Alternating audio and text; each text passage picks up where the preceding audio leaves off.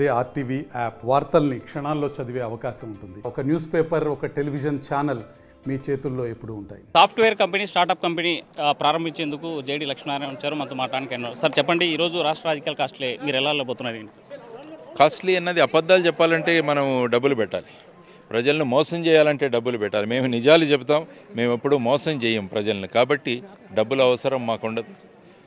తర్వాత మీడియా కూడా మా వెంట ఉంది. మీడియా కూడా మా ఆలోచనలు బ్రహ్మాండంగా ముందుకు తీసుకెళ్తుంది, మెయిన్ స్ట్రీమ్ మీడియా మరియు సోషల్ మీడియా కూడా. కాబట్టి ఆ భరోసాతో మా ఆలోచనలను ప్రజలకు తీసుకువెళ్ళి వాళ్ళ ఆలోచన విధానాన్ని మార్చి జై భారత్ నేషనల్ పార్టీ ముందుకు తీసుకెళ్లే విధంగా అంత ఆత్మవిశ్వాసంతో మేము ముందుకు వెళుతున్నాం. ప్రత్యేక హోదా ఇవ్వని, ప్యాకేజ్ ఇవ్వని పార్టీలతో పొత్తుల కోసం తహతలాడుతున్న ఈ పార్టీలను ఎలా చూడాలి? అది వాళ్ళని అడగాలి. మీరు ఇప్పుడు వెళ్ళి భారతీయ జనతా పార్టీ వాళ్ళు 5 సంవత్సరాలు కాదు 10 సంవత్సరాలు ప్రత్యేక హోదా ఇవ్వాలని మాట్లాడారు. మరి వాళ్లతో పొత్తులు పెట్టుకోవడానికి ఎందుకు వెళుతున్నారు అర్థం కావట్లేదు మాకు.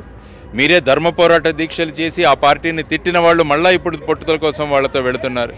కాబట్టి ఎప్పుడు కూడా రాజకీయాల్ని నీచ స్థాయికి తీసుకెళ్లే ప్రయత్నాలు అన్ని పొలిటికల్ పార్టీలు చేస్తున్నాయి. కానీ జై భారత్ నేషనల్ పార్టీ రాజకీయాలంటే ఒక పవిత్రమైన స్థానం, రాజకీయాలంటే రాజనీతి అని తెలియజేయడానికి మా ప్రయత్నాలు మేము చేస్తున్నాం. కాబట్టి ఇటువంటి పార్టీలను అడగండి, ప్రత్యేక హోదా ఇవ్వని పార్టీలతో మీరు ఎందుకు పొత్తు పెట్టుకుంటున్నారు, ధైర్యం లేదా అన్నది ప్రజలు అడగాల్సిన విషయం. కాబట్టి ఎప్పుడు కూడా రాష్ట్రం ఏమైనా పర్వాలేదు కానీ మా పార్టీ గెలవాలి అన్న ఆలోచనలు ఉన్న ఈ రాజకీయ పార్టీలను నిలదీయండి, ప్రజలు ప్రశ్నించండి, ఎందుకు తేలేదని అడగండి. మన రాష్ట్రం 10,000 కోట్ల అప్పుల్లో ఉండడానికి ప్రధానమైన కారణం ఈ రెండు పార్టీలు. ఆ పార్టీతో కలిసి మన రాష్ట్రానికి ప్రత్యేక హోదా ఇవ్వకపోవడం వల్ల యువతరం వలసలు పోతున్నారు, ఉద్యోగాలు లేవు. వాళ్ళు ఉద్యోగాలు లేకుండా నిరుద్యోగులుగా తిరుగుతుంటే నిరుద్యోగ భృతి ఇస్తామని ముందుకు వస్తున్నారు వీళ్ళు. ఉద్యోగాలు ఇవ్వాల్సింది పోయి నిరుద్యోగులను మీరే సృష్టించి ఇప్పుడు నిరుద్యోగ భృతి ఇస్తామంటే రాష్ట్రాన్ని మోసం చేసినట్టు కాదా, రాష్ట్రంలో ఉన్న యువతరాన్ని మోసం చేసినట్టు కాదా? ధైర్యం ఉంటే ముఖ్యమంత్రి గారు అన్ని పార్టీల డెలిగేషన్ తీసుకువెళ్ళి ప్రధానమంత్రి ఇంటి ముందు అందరం కూర్చొని ధర్నా కూర్చుందాం. రైతులు 1000 రోజులు కూర్చొని వాళ్ళ 3 చట్టాలను వెనక్కి వెళ్ళగలిగారు. జల్లికట్టులో మనం తమిళనాడులో చూసాం, ఉద్యమం ఏ విధంగా ఉంటే జల్లికట్టు ఏ విధంగా వాళ్ళు తీసుకురాగలిగారు. అటువంటి ఉద్యమ స్ఫూర్తి మనలో ఉండాలి. కాబట్టి అందరూ పార్టీలు ఏకం కండి. అక్కడ వెళ్ళి పొత్తులు పెట్టుకునే దాంట్లో మీరు బిజీగా ఉన్నారు కానీ మన రాష్ట్రానికి ప్రత్యేక హోదా తీసుకొద్దాం, విభజన హామీలు పూర్తి చేద్దామని ఎక్కడా కూడా చిత్తశుద్ధి లేదు. కాబట్టి ఇటువంటి చిత్తశుద్ధి లేని పార్టీలకు ఆల్టర్నేటివ్గా ప్రత్యామ్నాయంగా ఈరోజు జై భారత్ నేషనల్ పార్టీ వచ్చిందని మేము ప్రగాఢంగా ప్రజలకు తెలియజేస్తాం. ఎన్నో త్యాగాలతో ఉక్కు సాధించినటువంటి విశాఖ ఉక్కుని ఈరోజు ప్రైవేట్ పరం చేస్తుంటే ఈ పార్టీలు చూస్తూ ఉన్నాయి. కానీ ప్రజలు మీరు ఎలాంటి చైతన్యం తీసుకున్నారు? మేము పబ్లిక్ ఇంట్రెస్ట్ లిటిగేషన్ వేసాం మేము ఏపీ హైకోర్టులో. దీన్ని ప్రైవేటైజ్ చేయకూడదు అని చెప్పేసి, లాభాలలో ఉన్న ఫ్యాక్టరీని ప్రైవేటైజ్ ఎలా చేస్తారు, మరి ఈ పార్టీలు ఎందుకు మాట్లాడడం లేదు? అక్కడికి వెళ్ళి పొత్తులు పెట్టుకుందాం అనుకుంటున్నారు కానీ వాళ్ళ దగ్గర బాండ్ పేపర్ రాయించుకురండి. పొత్తులకు మీరు ఓకే అనాలంటే ముందు మాకు ప్రత్యేక హోదా ఇవ్వాలి, తర్వాత విశాఖపట్నం స్టీల్ ప్లాంట్ని ప్రైవేటైజ్ చేయకూడదు, ఆ తర్వాత విభజన హామీలు ఏవైతే ఇచ్చారో వాటన్నింటినీ పూరిస్తే తప్ప మేము పొత్తులు పెట్టుకోమని ధైర్యంగా ప్రకటించమనండి. ఆ పని చేయట్లేదు కానీ పొత్తులు ఎప్పుడు పెట్టుకుందామా అని చెప్పేసి ఎదురు చూస్తున్నారు. ఈ విధమైన దుస్థితికి ఆంధ్రప్రదేశ్ రాష్ట్రం రావడానికి ఈ రెండు పార్టీలు కారణం. కాబట్టి ప్రజలు ఇప్పటికి కూడా మోసపోకండి, ఎందుకంటే వచ్చే 5 సంవత్సరాలు ఈ రాష్ట్రానికి చాలా ముఖ్యం. ఆ స్థితిగతులు కనుక మనం మార్చుకోకుంటే ఈ రాష్ట్రానికి భవిష్యత్తు ఉండదు.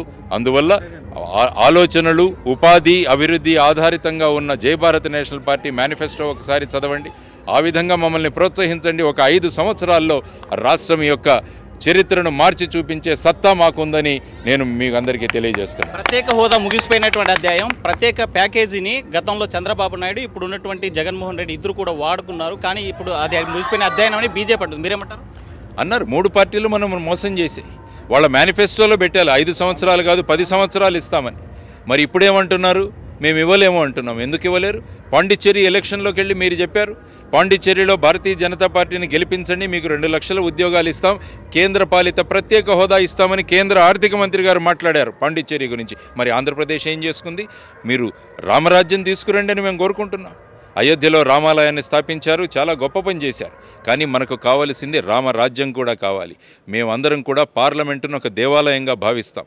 ఆ దేవాలయంలో మాట్లాడిన మాటలను తూచా తప్పకుండా అమలు చేయడం అందులో ఉన్న ప్రతినిధుల యొక్క ప్రధానమైన బాధ్యత. మీరే అన్నారు 10 సంవత్సరాలు ఇస్తామని, మరి ఎందుకు ఇవ్వట్లేదు? ఆలోచించండి, ప్రజలు ఆలోచించాలి. ఆ విధంగా వీళ్ళను నిలదీయాలి అన్నది మేము ప్రజలను కోరుకుంటున్న విషయం. ఒక పార్టీ అమరావతి రాజధాని అంది, మరో పార్టీ 3 రాజధానులు అంది. మరి అదే పార్టీకి సంబంధించినటువంటి వైవి సుబ్బారెడ్డి ఈరోజు మరో ఉమ్మడి రాజధాని కొన్నేళ్ళు పెంచాలి హైదరాబాద్ అని కోరుతుంది. బుస్తా సత్యనారాయణ ఈ మాటలు సంబంధం లేదంటారు. అసలు ఈ కన్ఫ్యూజన్ స్టేట్మెంట్స్ని ఎలా చూడాలి? వీళ్ళ పనే కన్ఫ్యూజన్ క్రియేట్ చేయడం. అంటే అసలు విషయాలను వదిలేసి ఇటువంటి విషయాలలో బిజీగా పెట్టి వాళ్ళు పాలనను కొనసాగించడం, లేకుంటే పార్టీకి ఓట్లు అడగడం అన్నది ఈ కన్ఫ్యూజింగ్. మేము స్పష్టంగా చెబుతున్నాను, 175 అభివృద్ధి రాజధానులు ఉండాలన్నది జై భారత్ నేషనల్ పార్టీ యొక్క ఉద్దేశం. ప్రతి నియోజకవర్గం కూడా ఒక అభివృద్ధి కేంద్రంగా మారాలి. ప్రతి నియోజకవర్గానికి ప్రతి సంవత్సరం 100 కోట్లు కేటాయిస్తామని మా మేనిఫెస్టోలో చెప్పాం. అంటే 5 సంవత్సరాల్లో ప్రతి నియోజకవర్గానికి 500 కోట్లు వస్తుంది. చూడండి, అక్కడ ప్రజలే నిర్ణయిస్తారు నియోజకవర్గానికి ఏం కావాలి అన్న విషయం. ఇటువంటి ఆలోచనలు ప్రతి పంచాయతీకి 1 కోటి రూపాయలు ఇస్తున్నాడు. ఇప్పుడు సర్పంచులు రాత్రి ముసుగులు వేసుకొని తిరుగుతున్నారు, ఎందుకంటే వాళ్ళ దగ్గర నిధులు లేవు. ఏం చేయగలరు వాళ్ళు? అందుకనే జై భారత్ నేషనల్ పార్టీ ఏమవుతుందంటే ప్రతి పంచాయతీకి సంవత్సరానికి 1 కోటి, అంటే 5 సంవత్సరాల్లో 5 కోట్లు వస్తాయి. మీ గ్రామానికి ఏం కావాలో మీరే నిర్ణయించుకోండి. ఈ విధంగా 73, 74 రాజ్యాంగ సంస్కరణలు ఏవైతే వచ్చాయో లోకల్ సెల్ఫ్ గవర్నమెంట్ దాన్ని తూచా తప్పకుండా పరిపాలిస్తుంది. మాకు సర్పంచ్ ముఖ్యం, సీఎం ఎవరో ముఖ్యం కాదు. ఇప్పుడు 2 పార్టీల్లో ఏంటి సీఎం ఎవరన్నది ముఖ్యం, కానీ జై భారత్ నేషనల్ పార్టీకి సీఎం ముఖ్యం కాదు, మా సర్పంచ్ ముఖ్యం అన్నది మేము తెలియజేస్తున్నాం. దీని ద్వారా ప్రశ్నించడానికి పార్టీ పెట్టా, ఆ పార్టీ ప్రజల కోసమే పనిచేస్తానటువంటి పార్టీలో పనిచేశారు జనసేన నుంచి. ఆ పార్టీ నుంచి బయటకు రావడానికి కారణం ఏంటి? చెప్పాను నేను ఎప్పుడో కూడా, ఫుల్ టైం పాలిటిక్స్ ఉండాలి ఎప్పుడు అని చెప్పేసి. కాబట్టి వారు ఎప్పుడైతే సినిమాల్లో వేస్తారని అన్నారో దాన్ని తీసుకొని మనం ఫుల్ టైం పాలిటిక్స్ చేయమన్న ఉద్దేశంతో నేను బయటికి రావడం జరిగింది. మరోవైపు గతంలో ఉన్న వైఎస్ఆర్ కాంగ్రెస్ పార్టీ నవరత్నాల పేరుతో ముందుకు వచ్చింది. ఈరోజు సూపర్ 6 పేరుతో ప్రతిపక్ష పార్టీ ప్రజల కోసం ఈ సంక్షేమ పథకాలను ఎలా చూడాలి? వీళ్ళే అంటారు ఈ సంక్షేమ పథకాలు చేసి రాష్ట్రాన్ని అప్పుల పాలు చేశామని. మళ్ళీ ఇంకో సూపర్ 6 తెచ్చారు దాంతోపాటు. అంటే 9 + 6 అంటే 15. మరి రాష్ట్రం ఏమవుతుంది? అందుకనే జై భారత్ నేషనల్ పార్టీ ఎక్కడ కూడా ఫ్రీ బిగ్స్ గురించి మాట్లాడలేదు. మేము ఒక్కే ఫ్రీ గురించి మాట్లాడే, ఎవరికి? గర్భిణీ స్త్రీలకు, విద్యార్థులకు, దివ్యాంగులకు, తర్వాత వచ్చేసి వికలాంగులకు, దివ్యాంగులకు, వీళ్లకు ఆర్టీసీ బస్సు ఫ్రీ అని చెప్పాం మేము. మిగతా ఎప్పుడు చెప్పలేదు. ఇప్పుడు వీళ్ళు ప్రతి ఇంటికి 1500 రూపాయలు, 3 సిలిండర్లు ఉచితం, నిరుద్యోగ భృతి ఇస్తాం. మరి రాష్ట్రాన్ని ఈ 11 లక్షల కోట్లను ఎవరు తీరుస్తారండి? ఇవ్వండి ఒక్కసారి జై భారత్ నేషనల్ పార్టీకి అవకాశం, చూస్తాం. అప్పులు లేని ఆంధ్రప్రదేశ్ను సృష్టిస్తాం, డ్రగ్స్ లేని ఆంధ్రప్రదేశ్ను సృష్టిస్తాం, అవినీతి లేని ఆంధ్రప్రదేశ్ను సృష్టిస్తాం, రౌడీయిజం లేని ఆంధ్రప్రదేశ్ ఉంటుంది, ప్రకృతి విధ్వంసం లేని ఆంధ్రప్రదేశ్ను తీసుకొచ్చే దమ్ము ధైర్యం మాకుంది. జేడీ లక్ష్మీనారాయణ ఒక్కరే, మీరు పెట్టినటువంటి జై భారత్ పార్టీకి సంబంధించి మీరు ఒక్కరే కనిపిస్తున్నారు. చెప్పుకోదగ్గ లీడర్స్ లేదు. 175 నియోజకవర్గాలు ఎలా పోటీ చేయబోతున్నారు? వస్తారు. ఎన్నో అప్లికేషన్లు వస్తున్నాయి మా దగ్గరికి. విద్యార్థులు, యువతరం మేము పని చేస్తామని చేస్తున్నారు. ఎంతోమందిని కన్వీనర్గా అపాయింట్ చేశాం, కోఆర్డినేటర్గా చేశాం. ఈరోజు ఒక మీటింగ్ కూడా పెట్టబోతున్నాం. రాయలసీమలో అనేక ప్రాంతాల్లో కోఆర్డినేటర్స్ను, కన్వీనర్లు మేము అపాయింట్ చేసి ముందుకు వెళతాం. ఆ ఆలోచనలు ముందుకు తీసుకువెళ్తాం. ఆ విధంగా జై భారత్ నేషనల్ పార్టీ ముందుకు వెళ్ళబోతుంది. ఐఏఎస్ అధికారి లోక్సత్తా పార్టీ పెట్టిన జయప్రకాష్ నారాయణ ఈరోజు పార్టీ కనిపించినటువంటి పరిస్థితి. మరి అలాంటిది మేధావి వర్గాలు రిసీవ్ చేసుకోలేనటువంటి పరిస్థితులు పబ్లిక్ ఉన్నారు. మీ పార్టీని ఆదరించే ఛాన్స్ ఉందా?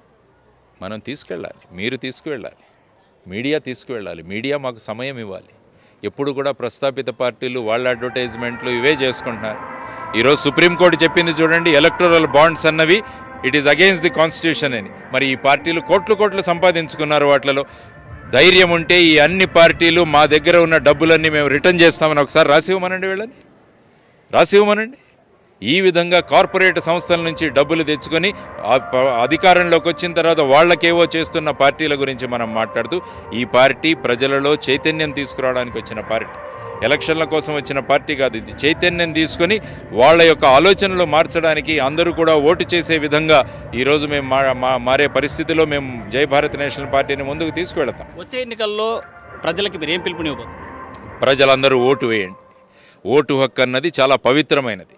ఓటు హక్కును వినియోగించకుంటే ఇందాకే సుబ్బారెడ్డి గారు చెప్పారు, అది చల్లని నోటు మీ జోబిలో ఉన్నట్లు అని. ఆ తరువాత ఎవరైతే ఓటు డబ్బులు ఎవరైతే ఇచ్చే వాళ్లకు ఓటు చేస్తారో వాళ్ళు కసాయి వాళ్లకు ఓటు వేసినట్టే అంటారు. కసాయి ఎప్పుడు కొనుక్కుంటాడో ఆ తర్వాత దాన్ని కోసుకొని తినడానికే ఉపయోగిస్తాడు. అందుకనే మీరందరూ కూడా వీళ్ళు ఇచ్చే డబ్బులకు ఆశపడి అంటే ప్రజలు ఆశపడట్లేదు, వీళ్ళు అలవాటు చేస్తున్నారు వాళ్ళకి. కానీ ప్రజలు డబ్బులు తీసుకొని వాళ్ళని ఓడిస్తారు, అది ఖచ్చితంగా మాకు తెలుసు. ఈసారి ఎన్ని డబ్బులైనా ఇవ్వండి, ఫైనల్గా ప్రజలు నిర్ణయించుకున్నారు ఈసారి ఈ ప్రస్తాపిత పార్టీలన్నింటినీ కూడా ఓడించాలి అని చెప్పేసి. కాబట్టి ఆ విధంగా ముందుకు తీసుకువెళ్తాం. ఆ తర్వాత అందరూ ఓటు వేయాలి. ఒక మంచి వ్యక్తికి, సరి అయిన వ్యక్తికి ఓటు వేస్తే అదొక మంచి మొక్కను నాటినట్టు, ఒక మంచి బీజాన్ని నాటినట్టు అని వారు చెప్పారన్నమాట. కాబట్టి ఈ 3 విషయాలు గుర్తుంచుకోండి ప్రజలు. ఆ విధంగా ప్రజలు అమూల్యమైన ఓటు హక్కును వాడండి. అందరూ పోలింగ్ బూతులకు రండి, మీ సత్తా ఏంటో చూపించండి అని ప్రజలకు మేము కోరుతున్నాం. జేడీ లక్ష్మీనారాయణ ఒకటే చెప్తున్నారు, వచ్చే ఎన్నికల్లో ప్రతి ఒక్క ఓటర్ ఆలోచించాలి, ప్రత్యేక హోదా ఇవ్వని పార్టీలని ప్రశ్నించండి, అదేవిధంగా ఓటుకి ఏదైతే నోటు తీసుకుని ఓటు వేయొద్దు, అలా మీ నోటు వేస్ట్ కాకుండా వినియోగించాలనేసి చెప్పేటువంటి పరిస్థితి. వీడియో జర్నలిస్ట్ చంద్రశేఖర్తో హుసేన్, ఆర్టీవీ కర్నూలు. మరిన్ని వీడియోస్ కోసం ఛానల్ ని సబ్స్క్రైబ్ చేయండి, లేటెస్ట్ అప్డేట్స్ కోసం వాట్సాప్ ఛానల్ ని ఫాలో చేయండి, అండ్ లింక్ డిస్క్రిప్షన్ లో ఉంది.